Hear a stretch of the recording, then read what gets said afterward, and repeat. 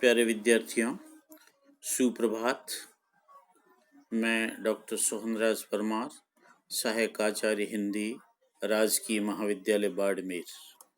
आज ऑनलाइन कक्षाओं के अंतर्गत हम बीए पार्ट सेकंड के द्वितीय प्रश्न पत्र में प्रथम इकाई भाषा से संबंधित है, उसके संबंध में बात कर रहे हैं और बात कर रहे हैं हिंदी की विविध बोलियां व पश्चिमी हिंदी भाषा परिवार। हिंदवी या हिंदी शब्द फारसी भाषा का शब्द है, चूँकि ये सिंधु नदी के तट पर बसा हुआ है और स को फारसी में ह की तरह उच्चारित किया जाता है, इसलिए इस के किनारे बसे हुए लोगों को सिंधु से हिंदू के नाम से जानते हैं और इनके द्वारा बोली जाने वाली भाषा हिंदवी या हिंदी कहलाती है। इस तरह हिंदी शब्द फारसी भाषा का शब्द है।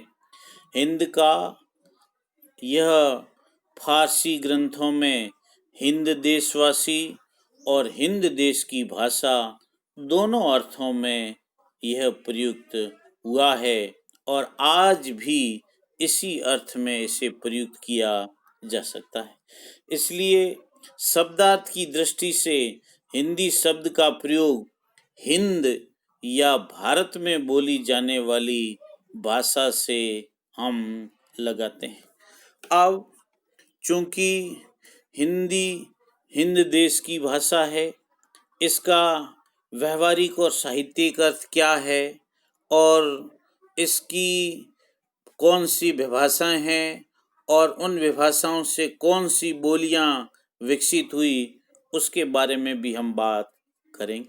व्यवहार में हिंदी उस बड़े भूभाग की भाषा है जिसकी सीमा पश्चिम में जैसलमेर, उत्तर पश्चिम में अंबाला, उत्तर में शिमला से लेकर नेपाल के पूर्वी छोर तक के पहाड़ी प्रदेश, पूर्व में भागलपुर, दक्षिण पूर्व में रायपुर तथा दक्षिण पश्चिम में खंडवा तक पहुंचती है।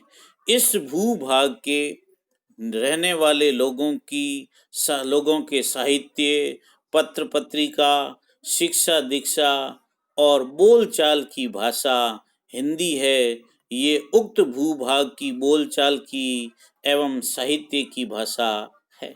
स्पष्ट करने की दृष्टि से हम ये कह सकते हैं कि जिसे हम खड़ी बोली कहते हैं वही हिंदी भाषा का प्रधान रूप है, जो समस्त पूर्वोत्तर क्षेत्रों में समस्त कार्यों में प्रयुक्त होती है। इस अर्थ में बिहारी, भोजपुरी, मगही, मैथिली, राजस्थानी, मारवाड़ी, मेवाती, पूर्वी हिंदी, अवधी, बघेली, छत्तीसगढ़ी, पहाड़ी आदि हिंदी की विभाषाएं मानी जा सकती है। अब चूंकि हमने यहाँ उल्लेख किया है कि हिंदी में विभिन्न विभाषाएं हैं और उन विभाषाओं से विभिन्न बोलियां विकसित हुई है। मूल भाषा हिंदी है। पश्चिमी हिंदी से खड़ी बोली, जिसे कौरवी भी कहते हैं, ब्रजभाषा, बुंदेली, कन्नौजी, बांगरू, जिसे हरियाणवी भी कहते हैं, इस तरह पश्चिमी हिंदी से इन बोलियों का विकास हुआ। पूर्वी हिंदी में अवधी, बघेली और छत्तीसगढ़ी आती है।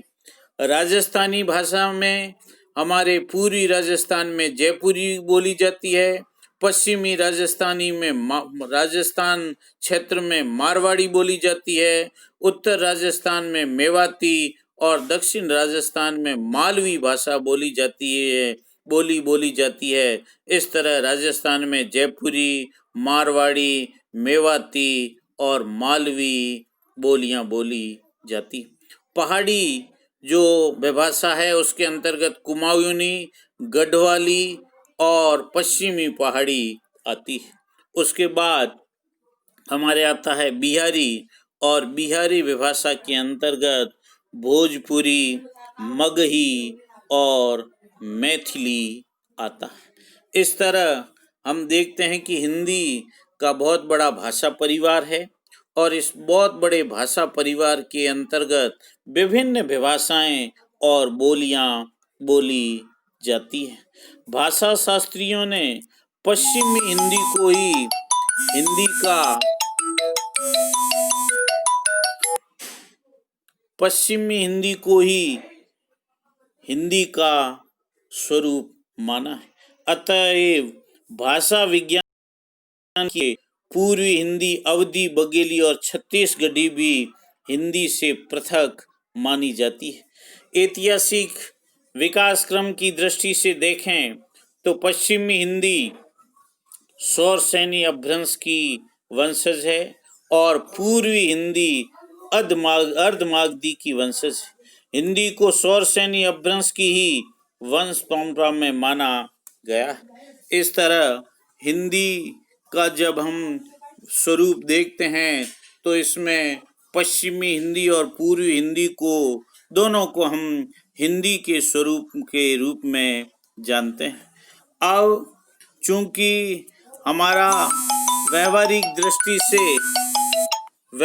दृष्टि से हिंदी का क्षेत्र हिमालय से लेकर नर्मदा तक है। इस भूभाग के अंतर्गत बिहार, उत्तर प्रदेश, मध्य प्रदेश, राजस्थान, हरियाणा, हिमाचल प्रदेश और दिल्ली के राज्य आते हैं। इस विशाल भूभाग में बोली जाने वाली समस्त बोलियां हिंदी की ही बोलियां ठहरती हैं। पश्चिमी हिंदी के अंतर्गत राजस्थान की राजस्थानी, बनारस गोरखपुर की कमिश्नरी भाषा बिहारी, उत्तर में स्थित पहाड़ों की पहाड़ी, अवध एवं छत्तीसगढ़ की पूर्वी हिंदी और पश्चिमी हिंदी। अब हम जो हमारे हिंदी भाषा परिवार है इसके अंतर्गत 18 बोलियों के अंतर्गत लगभग 15 उपबोलियां बोली जाती है। डॉक्टर गिरियर्सन आदि विद्वानों ने हिंदी के इस क्षेत्र को 2 क्षेत्रों में विभक्त किया है। उनके मतानुसार पश्चिमी हिंदी ही वास्तविक हिंदी है। इसको केंद्रीय हिंदी या आर्य भाषा भी कहते हैं और इसकी प्रधान विभाषाएं 5 है: खड़ी बोली, ब्रजभाषा, कन्नौजी, बांगरू और बुंदेलखंडी। अब हम पश्चिमी हिंदी भाषा परिवार की विभिन्न भाषाओं के बारे में बात कर रहे हैं। पहला है खड़ी बोली। खड़ी बोली का उद्भव सौर सैनी अपभ्रंश से हुआ है। इसका जो क्षेत्र है वह रामपुर, मुरादाबाद, बिजनौर, मेरठ, मुजफ्फरनगर, सहारनपुर, देहरादून, अंबाला, कलसिया एवं पटियाला के पूर्वी भागों में ये बोली जाती है। देहरादून के पहाड़ी भाग में पहाड़ी वर्ग की जौनसारी बोली जाती है। ऊपरी दोआब के आगे उस पार पंजाबी का क्षेत्र आरंभ हो जाता है। मूलतः खड़ी बोली का उद्भव सौर सैनी अपभ्रंश से माना जाता है। खड़ी बोली में अरबी और फारसी के शब्दों का व्यवहार अधिक होता है, परंतु वे शब्द प्राय अर्ध तत्सम या तद्भव होते हैं, तत्सम रूप नहीं होते हैं। वे शब्द या तो अर्ध तत्सम होते हैं या तद्भव होते हैं। खड़ी बोली पर पंजाबी का भी प्रभाव दिखाई पड़ता है। हिंदी, उर्दू और हिंदुस्तानी तीनों का आधार खड़ी बोली है। हिंदी, उर्दू और हिंदुस्तानी तीनों का आधार खड़ी बोली है। जिस खड़ी बोली में संस्कृत के शब्दों की बहुलता है, कहने का आशय है तत्सम शब्दों की अधिकता है, उसे हिंदी कहा जाता है। इस हिंदी में वर्तमान काल का हमारा अधिकांश साहित्य सृजित हो रहा है। खड़ी बोली का ये साहित्यिक रूप हिंदी के नाम से राष्ट्रभाषा के सिंहासन पर आसीन है। आज हम देखते हैं कि हमारी राष्ट्रभाषा हम कौन सी है, तो खड़ी बोली का जो साहित्यिक रूप हमारे सामने है, यही हमारी राष्ट्रभाषा के सिंहासन पर प्रतिष्ठित है। जब खड़ी बोली में अरबी और फारसी के शब्दों की बहुलता हो जाती है, अरबी और फारसी के शब्दों की अधिकता आ जाती है और उसकी वाक्य रचना पर भी कुछ विदेशी रंग चढ़ जाता है, तब वह उर्दू कहलाती है। खड़ी बोली का तीसरा रूप हिंदुस्तानी है। इसको न तो साहित्यिक भाषा कह सकते हैं और न बोलचाल की बोली भी कह सकते हैं। विद्वानों ने हिंदुस्तानी का स्वरूप विवेचन अनेक प्रकार से किया है, परंतु सारांश रूप में पुरानी हिंदी, उर्दू और अंग्रेजी के मिश्रण से एक जो नई जबान हमारे सामने आई वह हिंदुस्तानी के नाम से जानी जाती है। तो खड़ी बोली में जो संस्कृत शब्दों की बहुलता जहाँ है, तत्सम शब्दों की जहाँ बहुलता है, वह हमारी खड़ी बोली है और ये खड़ी बोली का जो साहित्यिक रूप है यही हमारी राष्ट्रभाषा है। और जब खड़ी बोली में अरबी और फारसी शब्दों की अधिकता हो जाती है तो वह उर्दू का रूप ले लेती है। दूसरी भाषा की बात हम कर रहे हैं वह है ब्रज भाषा। ब्रज भाषा ये ब्रज प्रदेश की प्रमुख बोली है। ब्रज भाषा को ब्रज भाषा, ब्रजी या अंतर्वेदी भी कहते हैं। ये ब्रज मंडल की भाषा है। ये गंगा यमुना के दोआब अंतर्वेद की भाषा होने के कारण अंतर्वेदी भी कहलाती है। ब्रज भाषा का जो क्षेत्र है वह शुद्ध रूप में ये भाषा मथुरा, आगरा, अलीगढ़ तथा धौलपुर में बोली जाती है और इस भाषा को बोलने वालियों की संख्या भी बहुत अधिक है। ब्रज भाषा का जब हम बात करते हैं तो हमारा जो हिंदी साहित्य के इतिहास में हम दृष्टिपात करते हैं तो हमें नजर आता है कि सारा का सारा कृष्ण भक्ति काव्य और रीतिकालीन काव्य ब्रज भाषा में ही सृजित हुआ है। इस ब्रज भाषा में इतना सुंदर और अधिकता वाला काव्य लिखा गया, पुष्कल काव्य लिखा गया है कि उसे बोली या विभाषा मात्र न रहकर भाषा का गौरव प्राप्त हो गया है। ब्रज भाषा के क्षेत्र के अंतर्गत सामान्यतः जो जिले आते हैं वे मथुरा, आगरा, अलीगढ़, भरतपुर, धौलपुर, करौली, ग्वालियर, जयपुर, गुड़गांव, बुलंदशहर, एटा, मैनपुरी, गंगापार, बदायूं, बरेली और नैनीताल है। इस तरीके से ये बोली न रह कर के भाषा के रूप में प्रतिष्ठित हो गई है, क्योंकि इसका साहित्य भक्तिकालीन साहित्य जब हम देखते हैं और जब हम रीतिकालीन साहित्य देखते हैं तो इतना पुष्कल और सुंदर साहित्य है कि उससे ये बोली न रह करके भाषा के पद पर प्रतिष्ठित हो गई। उसके बाद हम बात करते हैं कन्नौज। कन्नौज क्षेत्र में बोली जाने वाली भाषा है। कन्नौजी का नामकरण कन्नौज के कारण ही हुआ है और कन्नौज फर्रुखाबाद जिले में गंगा तट पर स्थित है। कन्नौजी में पर्याप्त साहित्य उपलब्ध है, उसको ब्रज भाषा का ही साहित्य माना जाता है। कन्नौजी को ब्रज भाषा और अवधी के बीच की बोली कहा जा सकता है। इटावा, फर्रुखाबाद एवं गंगा के पार शाहजहांपुर जिलों में कन्नौजी बोली जाती है। हरदोई में कन्नौजी के साथ अवधी का मिश्रण होने लगता है। इस प्रकार कन्नौजी के साहित्य को ब्रज भाषा में समाहित कर लिया जाता है। बांगरू, बांगर प्रदेश की भाषा होने के कारण यह बांगरू कहलाती है। बांगर शब्द का क्या आशय है? बांगर का आशय है वह शुष्क भूमि जहाँ नदी की बाढ़ नहीं पहुँचती है, उस क्षेत्र को बांगर कहते हैं और उस क्षेत्र में बोली जाने वाली बोली को बांगरू कहा जाता है। बांगरू बोली दिल्ली, करनाल, रोहतक, हिसार, पटियाला, नाभा और जिंद जिलों में बोली जाती है। बांगरू वस्तुतः पंजाबी, राजस्थानी और खड़ी बोली की मिश्रित खिचड़ी भाषा है। मिश्रित रूप से प्रकट होने वाली भाषा है। बांगरू के कई स्थानीय नाम हैं। हरियाणा के पड़ोस में ये हरियाणवी, बेसवाली और देसड़ी कही जाती है। दिल्ली के आसपास जाटों की आबादी में इसे जाटू कहते हैं तथा दिल्ली में चमरों के मध्य से चमरवा कहते हैं। परुषता यानी कठोरता इस बोली की प्रमुख विशेषता।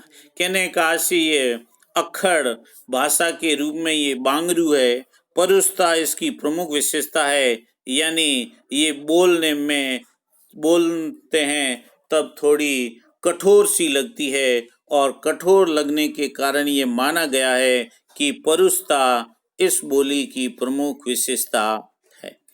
अंतिम जो पश्चिमी हिंदी भाषा परिवार की भाषा है वह है बुंदेली। बुंदेली बुंदेलखंड की बोली है। कुछ लोग इसे बुंदेलखंडी भी कहते हैं। शुद्ध रूप में ये झांसी, जालौन, हमीरपुर, ग्वालियर, भोपाल, औरसा, सागर, नरसिंहपुर, सिवनी और होशंगाबाद में बोली जाती है। इसके बोलने वालों की संख्या ऐसा माना जाता है कि ब्रज भाषा के बोलने वालों की संख्या के बराबर। मध्यकाल में साहित्य की ओर जब हम देखते हैं तो बुंदेलखंड में केशवदास आदि ऐसे अनेक कवि हुए हैं, परंतु उनकी काव्य भाषा ब्रज भाषा ही रही है। बुंदेली में पुष्कल एवं श्रेष्ठ लोक साहित्य उपलब्ध होता है। निष्कर्ष रूप से हम देखते हैं तो हम ये पाते हैं कि भाषा विज्ञान की दृष्टि से हिंदी की ये 5 बोलियां खड़ी बोली, ब्रज भाषा, कन्नौजी, बांगरू और बुंदेली मानी जाती है। उर्दू हिंदी की एक शैली है जो काल क्रम के अनुसार एक साहित्यिक भाषा बन गई तथा राजनीतिक कारणों के कारण हिंदी की विरोधी बना दी गई। विस्तार, व्यापकता एवं साहित्य सर्जना की दृष्टि से हिंदी भारत की सबसे अधिक समृद्ध एवं महत्वपूर्ण भाषा है। ब्रज भाषा, अवधी और खड़ी बोली में रचित साहित्य हिंदी का ही साहित्य माना जाता है। काव्य रचना की दृष्टि से ब्रज भाषा हिंदी की सर्वाधिक महत्वपूर्ण बोली है। हिंदी की विभिन्न बोलियों पर खड़ी बोली का प्रभाव सतत बढ़ता जा रहा है और इन बोलियों के बोलने वाले कवि खड़ी बोली में काव्य रचना के प्रति प्रवृत्त दिखाई देते हैं। यद्यपि हिंदी क्षेत्र का विस्तार पश्चिम में राजस्थान तक तथा पूर्व में बिहार तक है, फिर भी राजस्थानी और बिहारी भाषाओं को हिंदी के अंतर्गत मानना विवादास्पद है। लेकिन फिर भी हम इस बिहार में बोले जाने वाली भाषा और राजस्थानी के अंतर्गत बोली जाने वाली भाषाओं को भी हिंदी के क्षेत्र के अंतर्गत समाहित करते हैं। धन्यवाद।